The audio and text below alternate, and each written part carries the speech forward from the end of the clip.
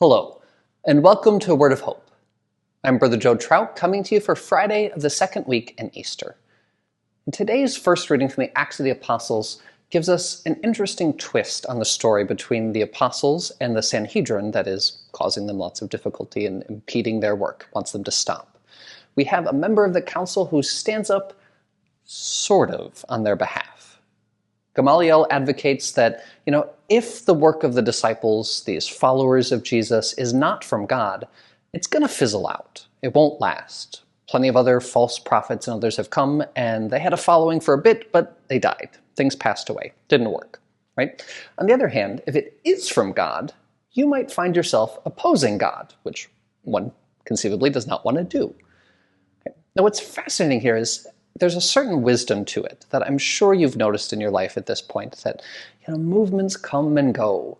There are things political in the church, in the world at large, that kind of start up, and within 3 years, it's like we've forgotten they ever happened.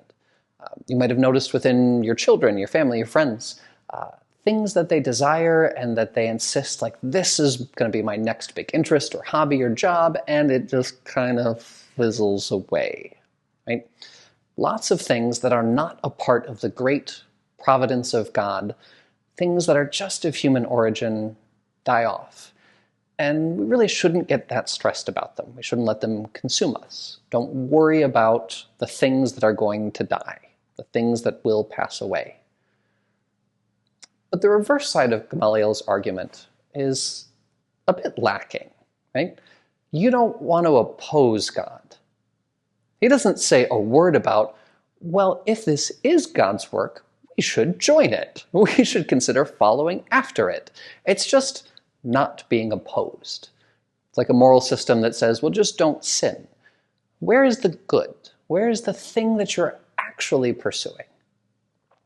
On the other hand, in the Gospel from John today, we get Jesus and the multiplication of the loaves and the fishes. And according to John, Jesus knows what he's about to do, but to test the apostles, he asks them about getting food. And they realize there's no way they're going to get enough food, and yet he sends them out to try anyway. And then he miraculously multiplies the loaves and the fishes that they bring back. Notice here that a tiny act of faith, that God is doing something good, brings about something incredible, brings about a revelation of the goodness of God. That tiny little act does so much.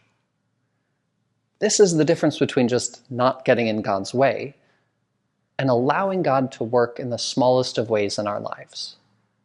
That when we can have that trust and confidence, even when God's plan seems really baffling and confusing and we don't get it and we do not understand what God is doing in this world, those little moments of trust and following after him can multiply the loaves and the fishes. So I think that's our challenge for today. Where are the moments that even when you're deeply confused about what God is doing in this world, that you can follow after, that you can place your trust in him and do the smallest of acts in his name, not merely avoiding opposing his work, but actually following after him, so that you too may find eternal life. Have a wonderful day, and God bless.